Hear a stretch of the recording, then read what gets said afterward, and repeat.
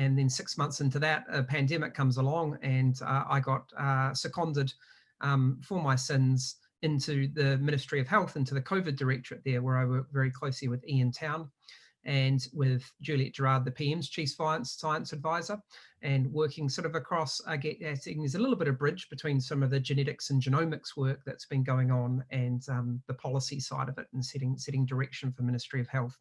And if you've just sort of tuned in, I was talking to Peter that I've been back in the EPA role now for about 3 weeks. So I escaped the COVID black hole, and I've been trying not to read any COVID literature for the last 3 weeks and have succeeded in not doing that. I've been filling my brain up with other stuff. So anyway, there's a little bit of trajectory about me, starting in New Zealand, heading off overseas, coming back, and hopefully to make a little bit of a difference in the science leadership area. So I should say the work that I'm going to talk about today in the meta-barcoding space is, of course, completely dependent on the great collaborators, students that have worked inside the labs that I've worked at over the last sort of 10, 15 years. This is the lab when I abandoned them about 18 months ago. They're still smiling. I don't know if they are anymore or not. Maybe they're pleased to get rid of me.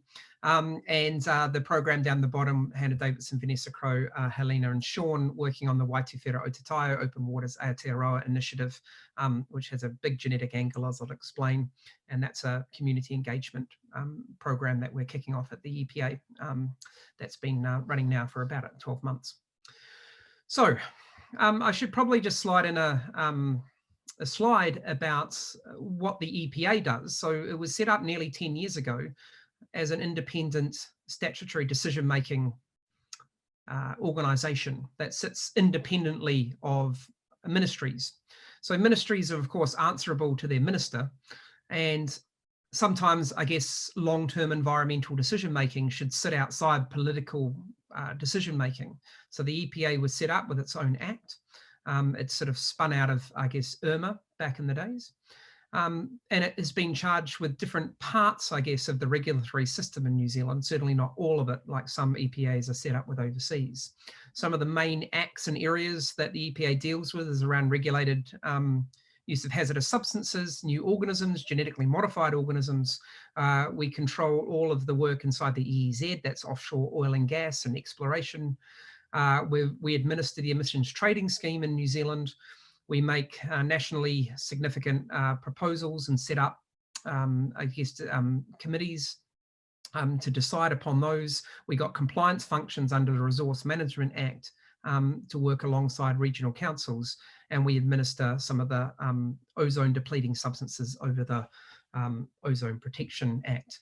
So, you know, I guess the areas that the EPA regulates are quite large, from COVID-19 vaccines, which require regulatory approval to decide whether they're a new organism or not, all the way through to Rocket Lab that's dropping stages of its rockets into the EEZ when it launches a lab. So all of that requires consenting activity from the EPA. So that's just a little bit of background of what that is. Which I still think sort of, I guess, you know, going around New Zealand and talking to people, there's still quite a bit of misunderstanding about what the EPA is and isn't within the regulatory sphere or within government. So I'm going to talk today about meta-barcoding, and because I'm talking at a genomics, I guess, audience, if you like, I don't have to go into too much detail about this, but I'm going to talk about meta-barcoding. And if you're tuning in and not a geneticist, the key take-home message here is that, you know, every organism has a barcode that is unique to it. And when we go, I guess, into an environmental substrate like seawater or dirt, there's lots of DNA in each one of that sample. The vast majority of it's microbial. But using polymerase chain reaction techniques, we can pull the needles or the barcodes out of the haystack using different types of molecular magnets or PCR assays. So we're literally able to sort of, I guess, design an assay that can pick up fish out of seawater or crustaceans, and we can look at all that biology that's contained within those areas. Now, my first ever exposure to meta-barcoding was back in 2003, where I did this paper together with Eski. I was on this paper together with Eski Willislav, and this is one of the first sort of, I guess, true kind of, I guess, you know, environmental DNA papers that started looking at meta-barcoding technologies. And in this, we looked at permafrost dirt from different layers through time. And we also looked at a cross-section from a cave in central Otago, not far from where you are, Peter, in the Clutha area, and we could find, organisms contained just from a few grams of dirt, everything from extinct New Zealand moa in New Zealand, of course, all the way through to mammoth and bison in the sediment from the paleo, from the permafrost sediment. We sort of followed that up with a few other studies in New Zealand. So I'm not sure if you can see my pointer on here, but this shown on the right-hand side here from a Hukanui pool site. This is a paleontological site from the middle of the North Island of New Zealand. And that area shown there is the volcanic eruption about 1850 years ago, which covered pretty much half of the North Island with about 0.5 meters of ash. And when we go, up, we get dirt from up and down the sequence. We can find different species of moa, and we can see forests disappearing, and we can see them coming back. And it really did show that, paleological reconstructions were possible using this data. But there are lots of contributing factors. We found sheep DNA down about 0.5 meter into the sequence, and that's because they generate quite a bit of urine, and that seeps down, and we can do quantitative PCR and figure out that there's lots of it at the top and not very much as you go down. So there's lots of diagenous processes and contaminations, I guess, doing this sort of work. But I guess the key with this sort of stuff back in the day is that 13 years ago when we were doing this, even a bit further back now, this stuff was really hard work, right? We were amplifying it up, we were cloning everything into bacteria, we were sequencing all of the bacterial clones and looking at all the sequences of the animals and plants that we could find. But of course, in about 2006, along comes the machine that goes ping and generates a lot of environmental data. And so, over the moon when 454 turns up and you can smash out an entire mammoth mitochondrial genome in an afternoon that would otherwise have taken you, a good part of, 4 or 5 years to piece together using, primer jumping across that genomic sequences. And of course, it's absolutely revolutionized genomics and COVID genomics and human genomics as the machines have got more and more powerful. So the meta-barcoding workflow that takes advantage of this technology, just to very quickly whip through it because I'm going to kind of jump into some case studies, is really about taking extracts from different biological substrates or different samples, say 4 water samples or 4 sediment samples, and you're asking questions: what plants and animals can we find within them? Then the next step, of course, is to photocopy up the genes that you're interested in, the barcoding markers, and incorporating indexes on both in front and back end. These are kind of like DNA number plates, if you like, that can identify them back to the original sample that you started with. And the reason to do that is so you can multiplex them. You can throw them all into a tube and give them a good stir around. They go through the machine that goes ping. It generates many, many millions of DNA sequence reads. We can read the barcodes, we can sort them, we can filter them, we can quality check them, and then we can, of course, do computations with them against custom databases and using some quite fancy assignment algorithms to clean and assign data to different taxonomic areas. So that's the workflow in a nutshell. And of course, these technologies have absolutely opened up huge numbers of applications across the environmental space. And like I say, work on ice cores, looking at paleo environments or lake cores. Did quite a bit of research recently in Baffin Island, looking in the Canadian Arctic. The picture of the bird you show up here is a bird strike from an airport in Perth, where we're trying to figure out what's in the gut contents of that bird and what's bringing it into the aerodrome to try and stop the $1 billion of damage that occurs internationally with bird strikes in and around airports. We've got, poo samples here. This is a cassowary poo from Queensland, looking at what plants are contained within them, bulk arthropod collections, seawater. I even had the joy of working on a historic wine collection back through time where we had to take a wine sample from everyone back through vintages to about 1980. And, you need to use about 1 or 2 mils out of the bottle, and then it goes absolutely to waste. And we have to throw it to the graduate students, of course. So the number of applications are, very large for these sort of technologies, from oil and gas to ballast water to rare species detection from whale sharks to sea snakes, fossil bone material, subterranean fauna, air samples, scat samples, mining activities, restoration activities. There are a lot of applications of those, and there's some real pluses that environmental DNA and meta-barcoding bring to the party, but there's also some serious limitations to the approach that we have to acknowledge. So I've made the transition really from the field of ancient DNA to environmental DNA, and there's huge numbers of similarities between these fields, and indeed eDNA, arguably, I'd certainly argue it is born out of the field of ancient DNA, and shows I guess, some of the benefits associated with doing research and building technologies up that are not always applied in its nature. Both of these, there's lots of similarities between these fields, and John Darling, who recently wrote a really cool paper saying learn to love environmental DNA, recently reflected on this comment, which I think equally applies to the field of ancient DNA as environmental DNA, in that, you know, the 3 stages, you know, it's completely impossible, and then it's possible but it's not worth doing, and then the last stage I said it was a good idea all along. And I think that applies to the field of ancient DNA, which is really showing its utility and has pioneered a lot of area with time-stamped data and genomics, and dealing with degraded templates, and even things like Denisovan and Neanderthal genomes that are teaching us lots about our human health, not to mention the contribution of ancient DNA to the study of evolutionary biology. But I'd say the same thing could be said of environmental DNA, that it's impossible, and then it's possible, but it's not worth doing. And then I said it's a good idea all along. I think we're somewhere in the gap between 2 and 3 at the moment with eDNA, and it's gaining traction. The other similarity for me is that when I say I have worked in the field of ancient DNA, they go, "Ah, you mean like Jurassic Park?" That's a very, very common area, you know, reply I get.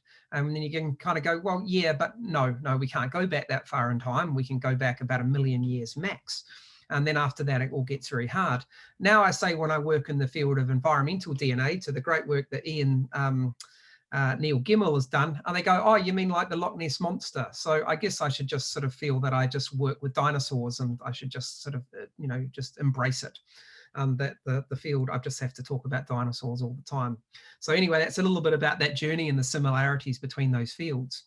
So the first example I'm going to give from an ancient DNA example is from metabarcoding example, is an ancient DNA example. And it's really cool when you can head off to sort of fossil swamps like this one in North Canterbury, and you can pull out really, really big bones.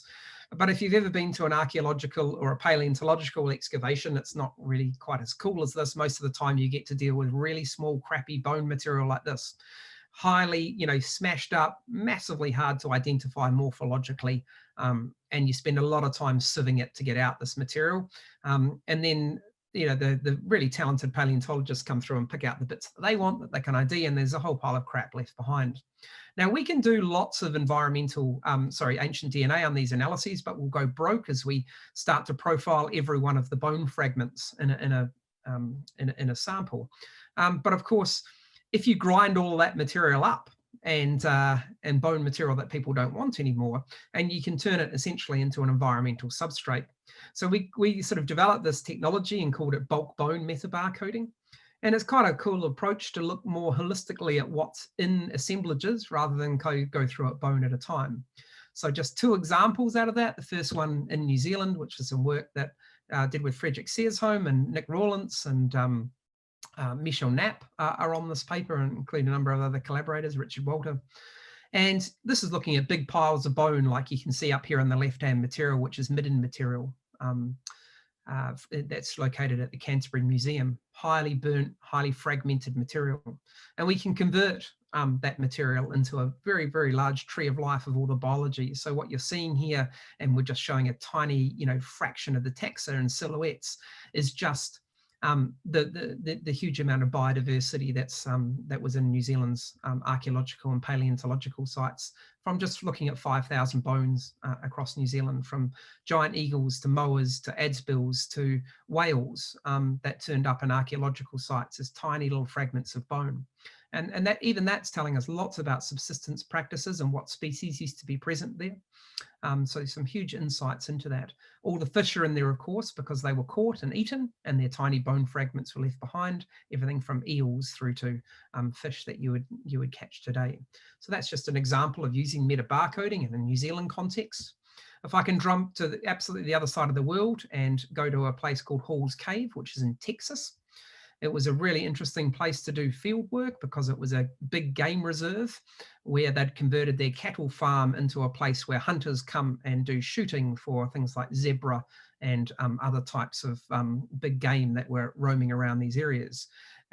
It is also has one of the greatest, I guess, paleontological sites south of the ice in North America, and shown on the right-hand side here, you can see Dan Wenderley, one of my students, and really great cross-section and really good stratigraphy that is not condensed into about a centimetre of sediment. It's spread out over what you're looking at there is about 20,000 years of time.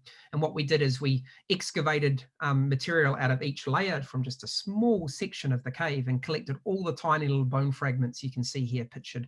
And then of course we grind them all up and we compare the layers and look at the layers through time. One of the kickers here to look at is the Younger Dryas period. You can see here where there's a big drop in temperature as we move from the the last glacial maximum and then into the Holocene period. And so the large climate shifts, and what do we see with the plants and animals that when we look at this? So these are some examples of some of the taxa, very different from, of course, New Zealand: saber-toothed cats, short-faced bears, camels, extinct horses, all the way through to bats and birds and salamanders and frogs that are present in there. But that's all well and good to come up with a nice sort of, I guess, trophy list of all the species you find. But, when we start to put together patterns, and there's so much data in here that I don't have time to go into, I'm just going to zoom in on just one example here, these jackrabbits, where this one over here, Townsend Eye, is the white-tailed jackrabbit, and it prefers the open prairie grassland, and that gets completely replaced inside that sort of transition period into the black-tailed jackrabbit, which is associated with much drier landscapes. And we see some of these patterns associated with plants and animals, and what turns up and what disappears and what comes back. But of course, overlaid on top of this, we've got the humans coming in and driving a lot of things to extinction, and that's the lens to put over the top of that. And we've used bulk bone metabarcoding all around the planet, lots of different applications. It's kind of a fun technique to draw with all the bits of bone that nobody really wants anymore. So lots of cool stuff. It's one thing, I guess, chasing around these extinct species around the country and trying to get funding to do that. Not very easy to do from a science research perspective. And so I guess when I sort of I guess reality kicked in when I was had my own lab in about 2007, 2008. I was just going, gee, we need to start diversifying some of our toolkit, our molecular toolkits, and many other applications. Did quite a bit of work, as I said, in the herbal medicine market, and did microbiomes as well. But we were pivoting hard into some environmental DNA applications using primarily, given where we were in Western Australia, DNA from seawater samples. So seawater is probably water is one of the substrates where environmental DNA has had the most traction. And, that is because these, I guess, environments are typically quite difficult to study. But they're also fascinating because the animals in them shed then they defecate and die and urinate and slough cells off. They shed all of their of the DNA into the substrate, and it gets sort of somewhat mixed up, if you like, and we can come through and pick up those genetic breadcrumbs when we come along.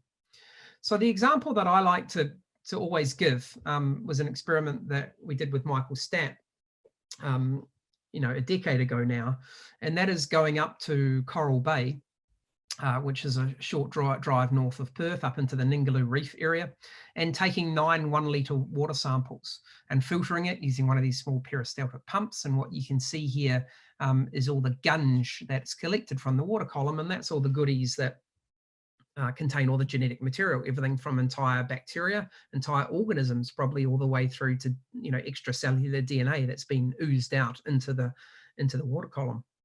And when we can extract that DNA and we look at all the biology that's contained within it, we can sort of, I guess, open our eyes to what's in that single 9-litre water sample from this pristine coral reef environment. So if we go with assays that pick up fish, we see about 80 species of fish from that 9 litres of water sample, which is really, really cool. Like, the only disappointing thing about trying to rock some of these techniques out in New Zealand is we don't get this many fish from a water sample, and I'll show you some data from that in a second, but it's yeah, it's, you know, quite a bit cooler, and of course not quite as biodiverse as what the tropics are.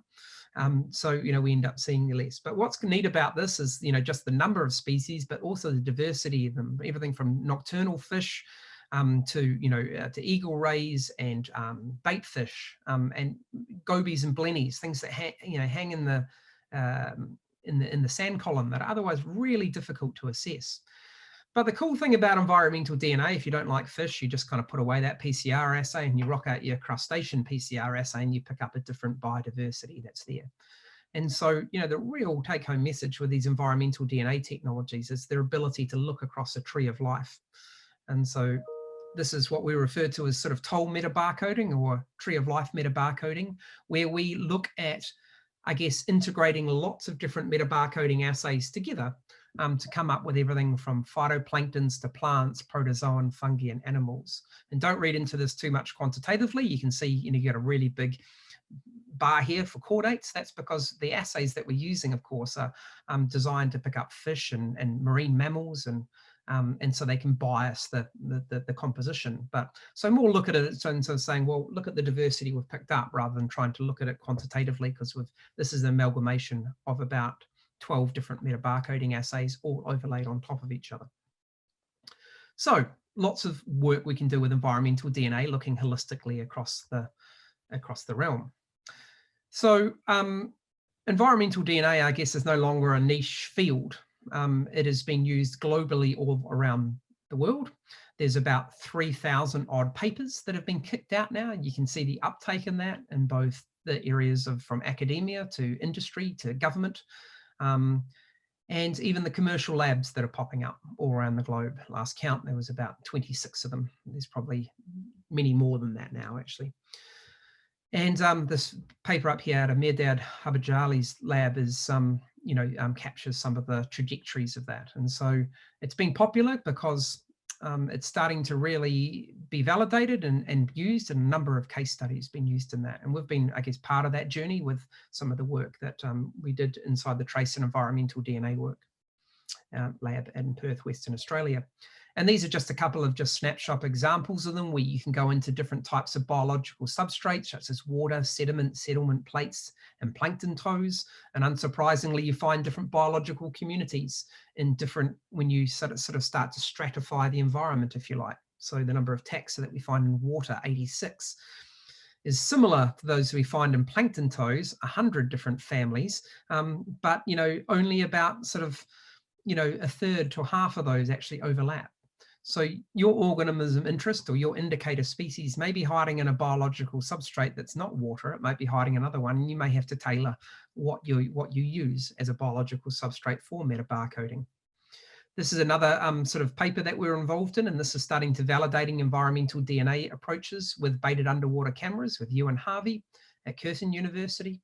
And stereo video, underwater cameras have the added advantage of being able to triangulate the size of fish, and we start to look quantitatively at the data and also try and validate each other's techniques, what brubs are missing and what eDNA is missing.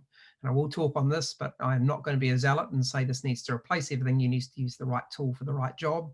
And these molecules and movie approaches are very, very powerful when used in tandem. Not just for public communication of science, because you can see actual animals here, which is very different from looking at the DNA sequence, but also from validating biomass estimates and looking at life stages. And both of them, those approaches are non-extractive. We did quite a bit of work on the integrated marine observatory systems, and that is looking at the IMOS samples through time. This is looking at samples taken every month around Australia for 5 years. These are the ones from just the Rottnest Island site, where we can look at the changes in season and the effects of marine heat wave and how they change biological assemblages. eDNA is cool when you look at just one site, a bit like Coral Bay. It's even neater when you get time-stamped data. So pretty excited about those sort of deep time studies starting to come out. And to take it a step further, and to start looking at the applications of environmental DNA, and this is certainly the thinking in a regulatory context is saying, can you actually tell if something's changing? Can you tell if there's an impact? Can you tell what the effects are from this form of pollution in that area? And this is a study that we did with Joey DiBattista in the lab, looking at pristine, intermediate, and highly disturbed environments and how the biology changes, of course, in them as we drop out things like corals. We took it a step further and with Anthony Chariton's help did some work on network analysis. And that is more than looking at just what's there and whether it's significantly different in an ordination plot. It's taking it, looking at co-occurrences. So it's saying in this pristine environment, we find fish and all the things that they eat. So they're connected together in a kind of network analysis, and it's getting a bit all Hakuna Matata circle of life here, but it's the basis of trying to get the complexity, I guess, in the networks to understand underpinning food webs. And so there's a lot of work that can be done just looking at co-occurrence models, and this is very much where some of the field is heading at the moment. So lots of applications, as I said, of environmental DNA, and these are all areas that I've worked upon, but I would sort of, it looks like a environmental DNA starts looking like a hammer and everything looks like an environmental nail that you can smash it with. The reality of it is that it is a powerful tool, but it's only one part of the toolkit. And when we do any form of environmental monitoring, we need to use the right tools for the right job. So I think it's powerful, but it's not going to answer all your question, and it may not be appropriate to use it in many different instances, and that you want to use, again, the right combination for the right job. And one of its, I guess, powerful aspects of environmental DNA is its ability to look across entire ecosystems. And this, I guess, hits into what Sustainable sees. Many others are called ecosystem-based management. And this should, of course, play massively more in when we think about environmental management across Aotearoa and New Zealand, and that is looking at the interconnectedness of things and society and everything from megafauna to microbes, if you like. And so environmental DNA has quite a bit to offer in this space to be able to look across tree of life and look where the indicator species are. It's simply not sufficient anymore when you're studying marine environments to go out there and count dolphins and think, oh, it's all okay because there's good dolphin numbers there. It's just, that's not subtle enough now. So after sort of quite a few years of, I guess, jamming out papers into the literature and especially in the environmental DNA, we did start to make a bit of a transition saying, well, people on the street don't really care about this. What difference can we make with this? And we started to try and work with a bottom-up approach, and that is getting out to schools, trying to give them a bottle that they would go out to a favorite stream of their own, and they would scoop up water. Then we would take our ISEC instrument that Illumina let us borrow out into their schools, and we would do sequencing with them in the classroom. And that was really sort of telling, and I was really amazed at the, I guess, the public engagement in that level from both community groups that we work with in Perth as well as school groups, and going, wow, they really get this. And they're making the jump. And so the bottom-up approach really was going, well, actually to instigate change, we need communities to be calling for environmental DNA, because as a researcher, you're kind of slightly biased, saying we think you need more of this technology. So we started playing a bottom-up approach. And that was very much the, when I decided to move across to the EPA role, that was very much the rationale trying to convince members of inside the EPA to give some budget and resource to Wai Tūwhera o Te Taiao Open Waters Aotearoa, which is the program, I guess, that started in Perth, that we started there, and try and bring it into a New Zealand context and try and engage people with genetic technologies, trying to get them to think more holistically about the environment. And really at its heart, it's about building bridges between people and nature. There are many ways to survey the biology around us, and genetics should increasingly be one of them, I would argue. So this is Wai Tūwhera o Te Taiao. These are some of the eDNA testing kits and some of the swag that we send out to different community groups with testing kits and within them. And here's an example of somebody taking a sample that I'll just talk over the top of, together with Sean Wilkinson at Wilder Lab. We looked at designing and branding a kit that could be used by anyone. So Sean developed these great, easy to use syringe-based eDNA sampling kits where a small filter is put on the end of them, and you squirt the water through it, and of course all the biological material has been put into it. We don't need to use high-tech, really expensive backpacks or equipment for that because we don't have the capacity to do that. But we do that a number of times, and then after we've squirted water through it a few times, we can do an air purge in it. Sometimes it gets stuck, as you see, and you can just sort of reverse it out. We do an air purge with it to try and get rid of all the water. And then the final step is in here that Sean developed and validated using quite a bit of storage media, is to put that small syringe on top of a preservative that will stop the DNA from actually degrading on it. There's lots of bacteria inside that sample, and if we just leave the DNA at room temperature like that, the bacteria will eat it up. So this last step here, where you're putting a cap on the syringe, on the filter, taking the filter off, putting on the smaller syringe, and squirting the magic juice into it. That's just a DNA shield reagent. Squirt it in, give it a bit of a shake, and then we're good to go to store that at room temperature for months, and it will survive postage.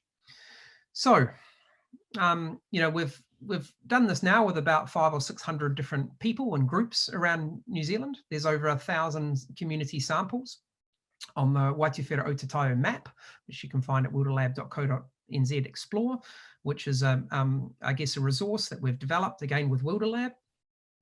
And if you took a sample from this particular location, you'd take a GPS tag to it, you'd click on it, you'd go to explore that sample. Here's a picture of Sean Wilkinson and the location of it.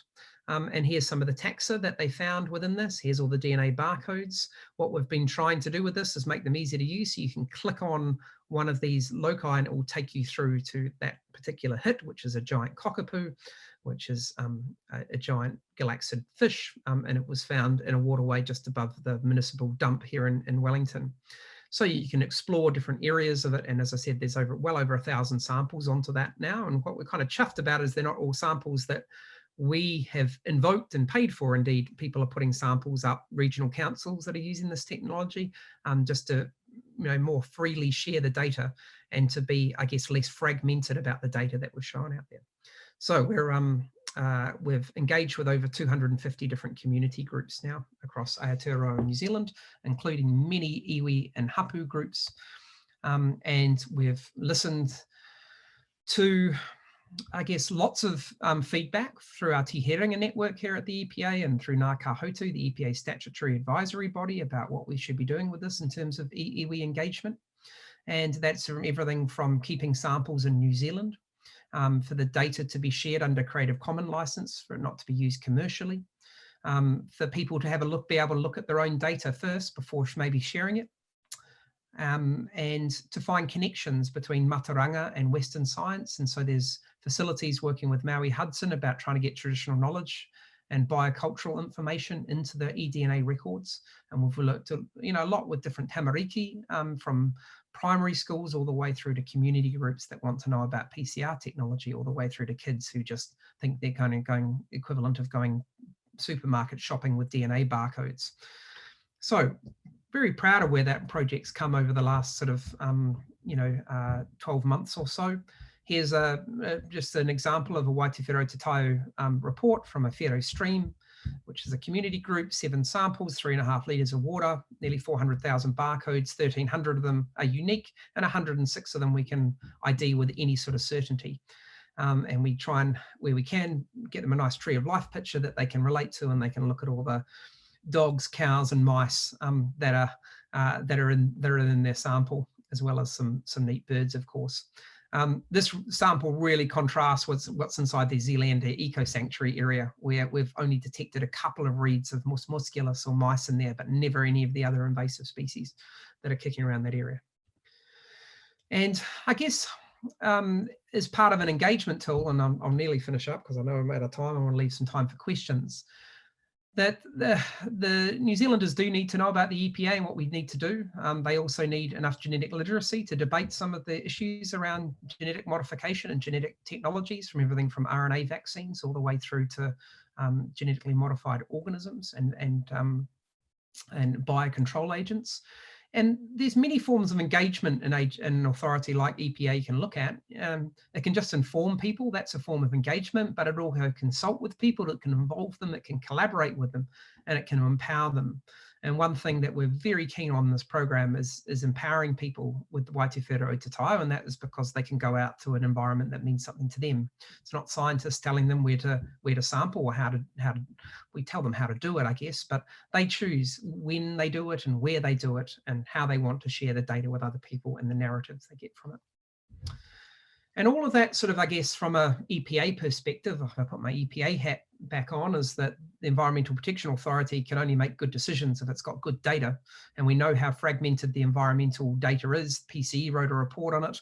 Every single MFE report that comes out of our environmental monitoring shows some of the problems associated with that. And the highly fragmented nature of environmental reporting absolutely needs techniques, I would argue, like environmental DNA, that can be shared across multiple environments and where environmental samples are even stored for long periods of time. So we have them available to us in 10 years' time for the researchers of the future. I don't know how many projects that I've kind of looked at and situations in New Zealand where I'm going, gee, I wish we had some samples from 10 years ago there to see if we really have declined or if it's stayed stationary, or indeed whether the restoration is actually working. So some really important decision to make in there, and let's face it, it's time for making good decisions and using the right data set, the right tool for the right job. So to sum up, and I'll stop screen sharing sort of now, it's hopefully I've convinced you the sort of some of the power of some of the meta barcoding technologies and showed you a number of examples of that. And hopefully you can be an advocate for some of these technologies to be the change you want to see in the world.